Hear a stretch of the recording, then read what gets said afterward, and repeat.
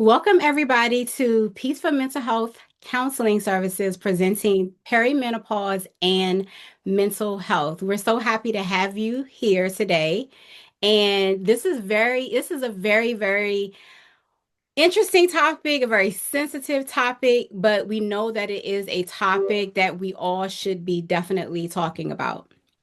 So I am one of your hosts here, Keisha Sando. I'm a licensed mental health counselor and also the owner of Peaceful Mental Health Counseling Services, which is a group practice that basically focuses on all aspects of mental health. We also have Robin Ransom, who is one of my wonderful clinical interns at Peacefield, and we're going to both be partnering together to help you to understand the impact of both the physiological and the mental health effects of perimenopause. So, today, what our agenda includes in this webinar, we're going to explore perimenopause and the impact it has on both the body and the mind. And by the end of today's time, you definitely would have learned a couple of tools that you can actually implement in your life today. So we're going to just start off by talking about what perimenopause now is. We're not medical professionals in terms of really looking at the body. We're not doctors, we're not nurses, but we are mental health therapists. And so this information is just literally information you can find offline. We are going to be talking about a little bit in terms of the physical symptoms of perimenopause, but please keep in mind that we're not medical professionals in terms of the physiological components of it, but we're going to discuss the impact that it has on our mental health. But we want to just make sure we're all on the same page in terms of what perimenopause actually looks like. So it does mark a natural hormonal transition. And typically, it starts in the late 30s or 40s, resulting in various physical and emotional changes. It can last a different amount of times for everyone. So, some people may be in perimenopause for only a couple of years. Some people may be in perimenopause even as long as 10 years. So, if you are experiencing some of these symptoms, our main thing is that we want you to be aware, we want you to be educated, knowledgeable, so that you can then take that information to a professional. So, as we're going through, if you feel that you recognize some of the physiological symptoms, we want you to go to a doctor. If you recognize some of these psychological symptoms, we want you to seek out therapy, meet with a psychologist, whatever it takes in order for you to understand what's happening with you and also to know some strategies and some steps you can take to help you on this journey. Okay, so we know that basically perimenopause is pretty much it ends and you go into menopause once there has been a consecutive 12 months of no menstrual period, no menstrual cycle. So once you hit that 12-month period, then you are officially in menopause. Now, this also means that if you have not had a cycle for 3 months or even 6 months or even 9 months and then you finally have a cycle, you're still in perimenopause. You do not go into it until it's been 12 consecutive months of not having a menstrual cycle. And like we talked about, there are a variety of changes that your body can go through and your mind can go through. So we'll be looking at some of those today. So, some of the physical changes that you might be experiencing are irregular periods. They could be heavier, they could be lighter, they could be skipped. So, like I said earlier, you could have a cycle for one day and then a 1 month, and then maybe 2 months later, the next 2 months you don't have anything and then it might show right back up. So many of us that are in this phase know what I'm talking about. And if that's happening to you, especially if you're in this age range, there could be a chance that you might be in perimenopause. Okay. And then also, some people experience hot flashes. They may even experience night sweats. I think night sweats are something, it's a symptom that a lot of people are familiar with. And honestly, in my experience with a lot of people, a lot of my peers have actually experienced the night sweat. So I think this is probably one of the more common physiological changes that people go through. But there are so many different changes that our bodies go through that are not even on this list. So please take this list as just more, again, information and awareness, but know that there is a very extensive list of physiological changes that you can go through, but we will talk about a few today. So we know we also have sleep disturbances. You can have fatigue or low energy. You're going to experience it, potentially weight changes, headaches or migraines, joint or muscle pain, decreased libido, vaginal dryness, metabolism slowing, and even muscle loss. So, again, this is not an extensive list, but so just in case you don't see anything on this list, it does not mean that you're not going through perimenopause. I've seen a list from a medical physician, and that list went on and on and on, and probably double or triple this list. So, definitely talk to your doctor because it could be perimenopause. Okay. So, one of the things, especially as mental health professionals, what we realize is that one key component or the impact that it has on our mental health is in our body image and also the compassion that we have about ourselves. And this could be compassion that we have both about our bodies as well as our mental health, as our mind. But we know that that is one of the main things that impacts a lot of women. But what we want to focus on today is basically having an understanding of embracement, an acknowledgement of who you are as a person, and that really your true self worth is not really just based upon the way that you look. It's not even just based upon the things that you're experiencing. Even during this transitional period that your body is going through, that your mind is going through, that your emotions are going through, you are still a woman. You still deserve to be loved. You are still a wonderful, beautiful person, no matter what. And so we want you to understand that this is a period where, yes, there's a change and there's a transition, but this is also a period where there can be a sense of embracement. Okay. Now let's look at some of the specific bodily things that we go through and how it impacts our mind. So, the first thing is that we really just are no longer familiar with our bodies. And I say we, I mean like many people experience this thing because you knew what your body felt like, what it looked like, what even with the skin, maybe your skin was tighter, maybe your hair was longer, maybe it was fuller. There's so many different things about the way that your body was that just may not be how it is right now. And with that, there's a reduced sense of control. What that means is that maybe there are things that you used to be able to do back in the day that if you wanted to change something, let's say for instance, you wanted to lose 5 pounds or 10 pounds, probably when you were in your 20s or so, you could just, or even early 30s, you could just, go to the gym for 2 weeks and you lost the 5 pounds just like that. When you get into perimenopause, our bodies are just not the same anymore. And so you might realize that you're doing some of the same things that you used to do to lose the weight, but it's not working. So basically, you're trying the same thing. And this can even go for mental health. Even maybe you can push yourself. You can do a lot of things. You can put a lot of things on your plate. You can multitask. But then now you realize I'm not remembering things. I'm not on my feet. It's just like how I used to be. I can't really contain certain things. Your body and your mind is changing during this time frame, right? So we know that this can cause us, in terms of our mind, this can create a sense of disconnection or even a betrayal of yourself. You don't feel like yourself, and we know that that is definitely not a healthy place to be.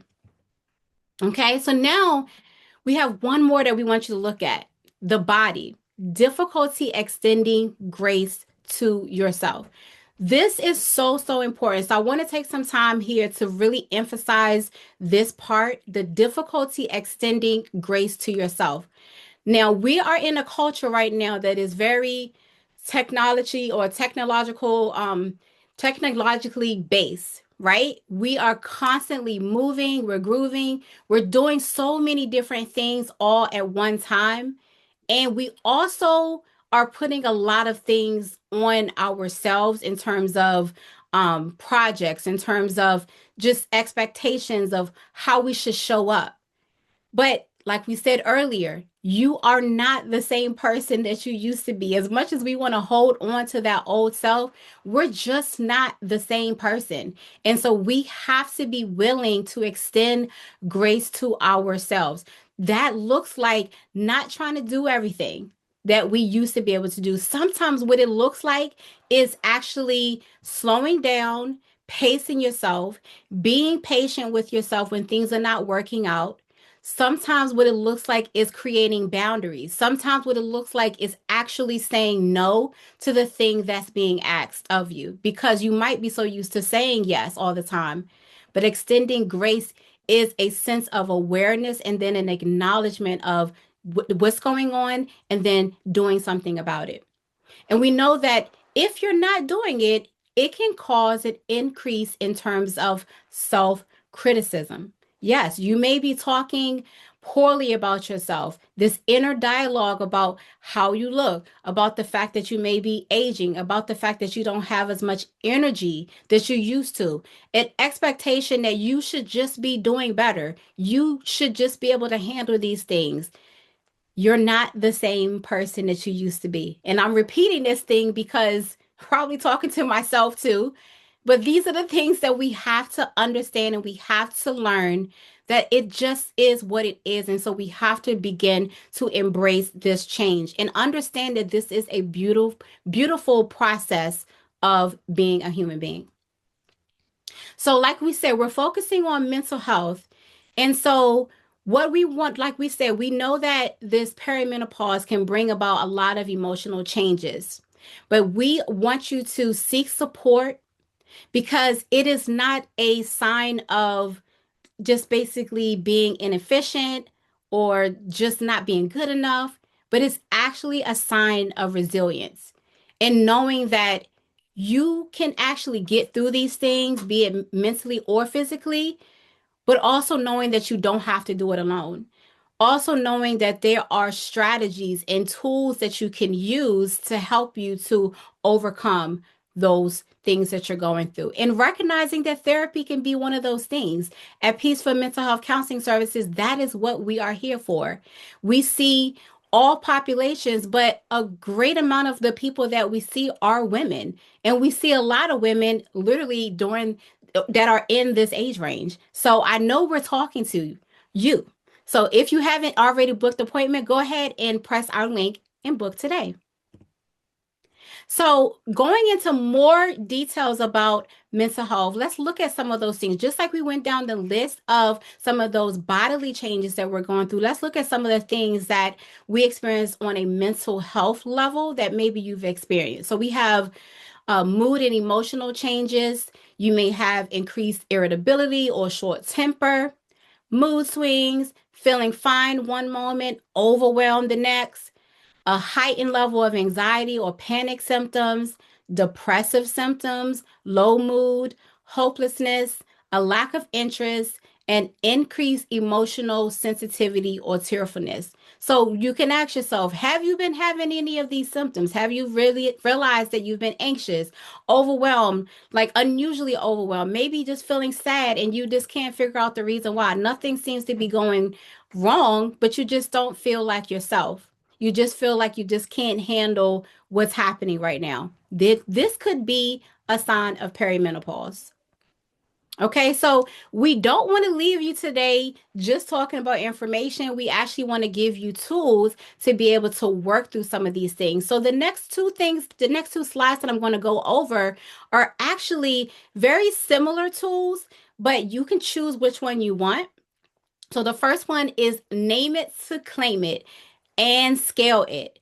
This, I'm just going to literally just go through this, but what I want you to do is think about it right now in this moment. We want you to think about what is it that you are feeling right now. Like we said on the last slide, are you feeling anxious? Are you feeling irritable? Are you feeling sad? Are you feeling upset? What are you feeling right now? Tap into that emotion. A lot of times we are so focused on situations or we're just going, and not really tapping into how we're actually feeling at that moment. Now, once you have that emotion or that feeling that you can identify, I want you to rate it. So you're going to rate it from 0 to 10. So 0 is going to be if you identified as anxious, 0 is no anxiety at all. 10 is all the way on the other extreme and you are severely anxious. Maybe you're even having a panic attack at that time. So, or maybe you're somewhere in between. Now, what does this feeling need from me right now in this moment? If I identified with anxiety, then right now, what I might need is relaxation. Maybe I might need calmness. Okay. And all of these different things, understanding and becoming aware of the feeling and knowing what you need can then lead you with clarity on the very next thing you can do. So if you are anxious and you need relaxation, then you can think about, okay, what are the activities that I can do in this moment that can help me to relax? Do I need to go take a walk? Do I need to take a hot bubble bath? Do I need a scented candle? Do I need to listen to some music right now? What is it that I need? Do I need my weighted blanket? All these different things can lead to you having the emotion that you need in this moment. Okay. And just know that this is all building emotional awareness and control. So then we also have another emotional regulation anchor, which was the first one too. And this one is called the reset practice. Again, this is very similar to the other one that we just did, but it gives you more of an acronym to help you remember it. So you have R for recognizing what you're feeling. You have E for exhaling and inhaling a slow breath. And I always remind people to inhale through their nose and exhale through their mouth. That's very important to really make sure you're getting that breath that you need. This S is for slow down, taking a pause. Now, I like to think about things in analogies. So, slow down could be in this moment. If you're feeling anxious, I need to actually pause. Maybe I need to sit down, literally. But I also like to think of things in terms of life. Do I need to slow down on something? Am I moving too fast with something? Am I trying to accomplish so many things all at one time? Maybe we need to take a pause. Maybe we need to slow down. You're going to evaluate, which is E. What do I need at that time? And then T, which is the most important thing, take aligned action. What do you need? If you recognize that you need relaxation, you need to take action and you can't delay it because if you're anxious, again using this analogy of anxiety, since we're already going with it, if you're anxious, just recognizing that I need to go take a walk to help me to relax is not enough. If you keep going and going, going, going, like, oh, I'll get to the walk later, then that can lead to a panic attack. So we need to take aligned action as soon as we become aware of what the issue is. So I'm going to go ahead and turn it over to Robin, who is going to tell you a little bit about something that we have created and are so excited about for people like you, women like us. Good evening, everyone. I'm Robin Ransom. I'm one of the clinical interns with Peacefield Counseling. And our group this is an introduction to our group, and it's Her Diary. So anyone who will sign up, our group name will be Her Diary. This will be your safe space. So this group will offer a confident and supportive environment led by licensed counselors for meaningful connections and growth. Meaning myself and Keisha will be running this group. So this environment will be safe for all to come to.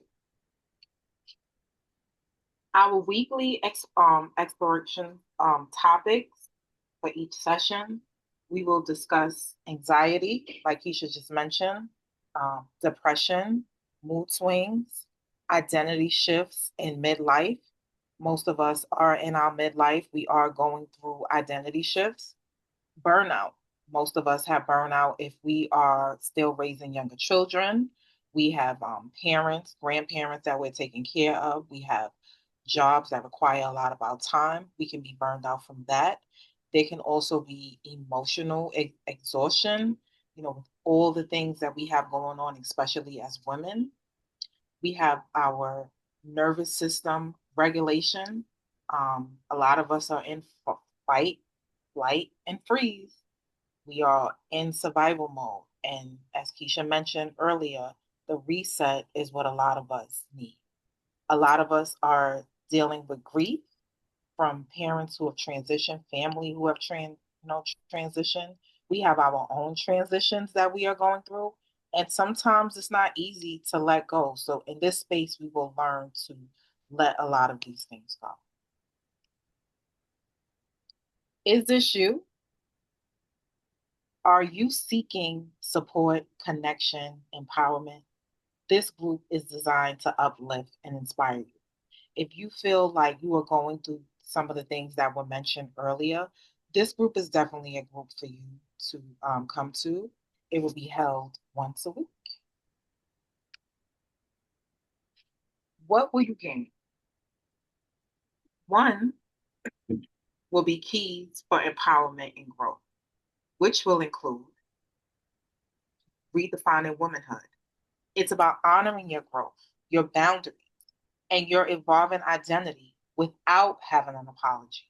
In this space, we choose authenticity over perfection and power over silence.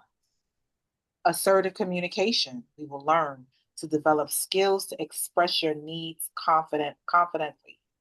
Saying no without guilt. No is a complete sentence. You do not have to feel guilty when you tell somebody no, especially when it doesn't feel right within your nervous system. Establishing healthy boundaries for yourself, with yourself, and with others. Fostering improved relationships with yourself, family members, friends, co-workers, and self-esteem. Self-esteem development. The challenges of the negative self-talk that some of us may have. We strengthen our identities. We will build confidence through supportive practices that encourage self-acceptance and positive images. So, we want to encourage you guys to join us for our 9-week workshop. We're going to be starting on May 4th. It doesn't say here, but the group, I believe, is from 6 to 7. Is that correct, Robin? Yeah, so our group will be held on Monday evenings from 6 to 7. It is a 9-week group. As Keisha stated, it starts on August 4th. This will be a fostering community, connection, and growth among women navigating a similar journey. Yeah, so we'll be doing that on May 4th. Yes. All right. So we do have our information for you to join. You'll see here where it says join her diary women's group. You can literally just go on, use that QR code, and it will take you right to the registration link. And also, if you feel like, as we were going through, that some of those emotional changes, those mental health changes, are things that you've been experiencing, or maybe there are some of your friends that people that you know, aunts as well, cousins, people that you know that can definitely benefit from either being a part of this group or actually being in therapy. You can definitely use either one of those links. And if you want further information, here's our number as well, the 917-727-8437 number. You can call that. That's our main line. And then also we have our main email address that you can then use if you have any additional questions about our services. And yes, this group is about women, but we do serve, like I said earlier, all populations. We do work with children, adolescents. We do couples counseling as well. We also provide family therapy as well. And this is just one of our groups. We have other groups too. So if you find that maybe you have a maybe a child, or we have a group for parents. We have other groups for people that are dealing with chronic illnesses. We have a lot of different groups. We have a group for teenage girls as well. So if any of those things interest us, interest you, you could definitely use any of this contact information and reach out to us. We really truly hope that you enjoyed today's workshop or work webinar that was on mental health and perimenopause, and we look forward to hearing from you about what it is that you got from today's webinar. Take care, everyone. Take care.